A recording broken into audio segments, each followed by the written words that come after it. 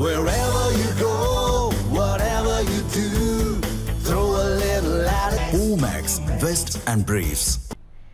ஜனநாயகத்தில் மக்களே நீதிபதிகள் என்றும் மக்களின் முடிவை மனப்பூர்வமாக ஏற்றுக்கொள்கிறோம் எனவும் மத்திய அமைச்சர் எல் முருகன் தெரிவித்துள்ளார்.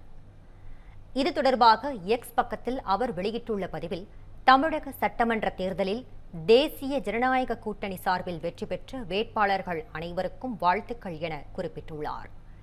தேசிய ஜனநாயக கூட்டணி வெற்றி பெற வேண்டும் என்பதற்காக ஓய்வின்றி பிரச்சாரம் மேற்கொண்ட பிரதமர் திரு நரேந்திர மோடி, உள்துறை அமைச்சர் அமித்ஷா, பாஜக தேசிய தலைவர் நிதின் நவீன் உள்ளிட்டோருக்கும் நன்றி தெரிவித்துக் கொண்டுள்ளார். மேலும் தேர்தலில் வெற்றி பெற்றுள்ள தவேக தலைவர் விஜய்க்கும் அக்கட்சி வேட்பாளர்களுக்கும் எல் முருகன் வாழ்த்துக்களை கூறியுள்ளார்.